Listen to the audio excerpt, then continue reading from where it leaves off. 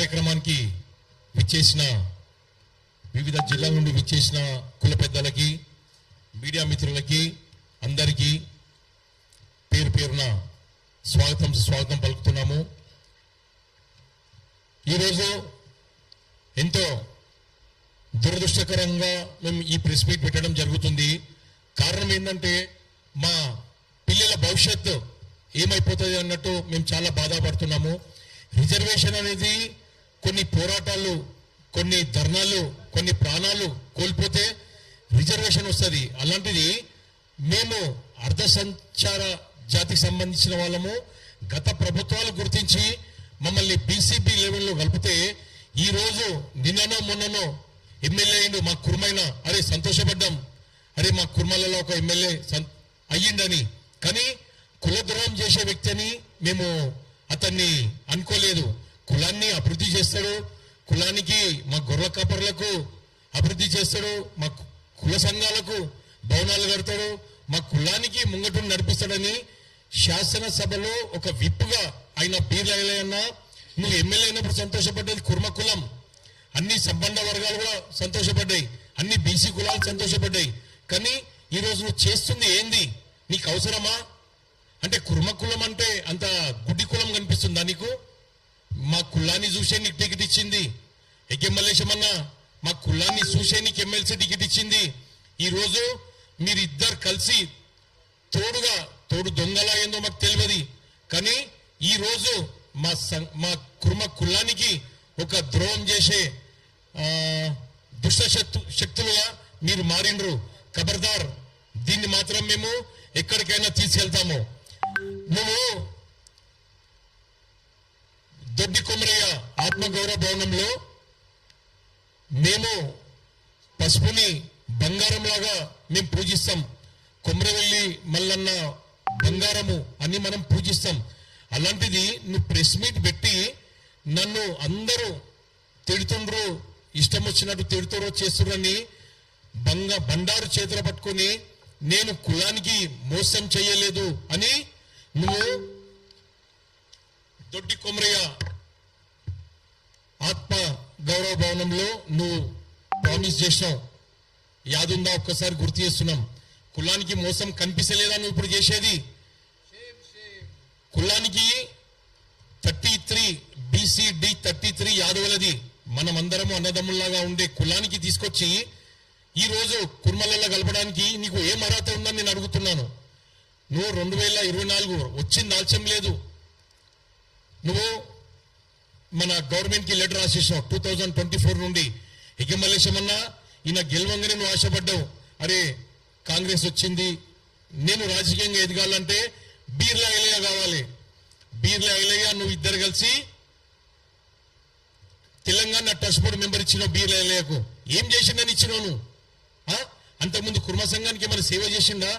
జనగాంలో ఏమైనా సంఘాలు ఏమైనా కట్టిండా? గొర్రెల కాపర్లకి ఏమైనా స్కీములు తెచ్చిండా?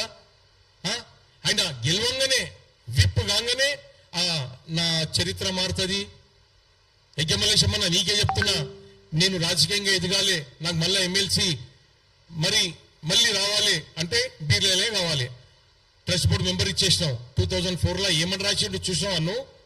ఇగో ఇంత పెద్ద పోస్టర్లో మంచిగా చదువుకోవచ్చు నువ్వు.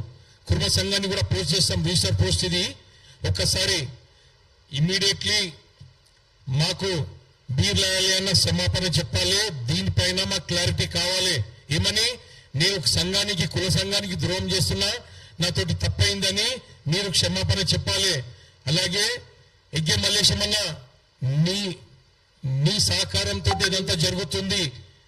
నువ్వు ట్రస్ట్ బోర్డు అధ్యక్షునిగా ఉన్నావు, కుర్మ సంఘం అధ్యక్షునిగా ఉన్నావు. కాబట్టి ఈ కులానికి జరిగే ద్రోహం మేము ఏ క్షణానైనా మేము క్షమించం మిమ్మల్ని. ఖబర్దార్.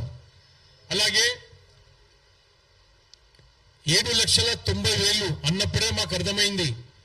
యాదవ్లు 20 లక్షల జనాభా చూపించింది గవర్నమెంట్, కుర్మలు 7,90,000 చూపించింది. మాకు అప్పుడు అర్థమైంది ఎందుకు కుర్మ సంఘం ఖండిస్తలేదు. ప్యానెల్ 2 నుండి ఇదే వేదిక ద్వారా మేము 10 సార్లు ఖండించినాం, మీరు ఒక్కసారి కూడా ఖండించలేదు. అంటే దీని వెనుక కుర్మ సంఘానికి ద్రోహం జరుగుతుంది, దీంట్లో యజ్ఞమల్లేశమన్న పాత్ర ఉంది. కాబట్టి ఖబర్దార్ మరొకసారి చెప్తున్నాము. అలాగే కుర్మ కార్పొరేషన్, యాదవ కుర్మ కార్పొరేషన్ పెడితే కూడా నువ్వు నోరెత్తలేదే. నువ్వు ఒక అధ్యక్షునిగా ఉండి, నువ్వు ఒక బీలైలే అన్న అసెంబ్లీలో ఒక విప్పుగుండి, శాసనసభలో నువ్వు ఒక విప్పుగుండి సంఘాన్ని కుర్మ యాదవ కార్పొరేషన్ అంటే కుర్మ రిజర్వేషన్ ఏముంది, యాదవ రిజర్వేషన్ ఏముంది నీకు తెలియదని అడుగుతున్నా. అంటే ఇది కుట్ర ద్వారానే 7 లక్షలు చూపించింది, కుట్ర జరిగింది. యాదవులను తీసుకొచ్చి కుర్మలు కలపడానికి కుట్ర జరిగింది. కుర్మ కార్పొరేషన్, కుర్మ యాదవ్ కార్పొరేషన్ కూడా తీసుకురావడానికి కుట్ర జరుగుతుంది.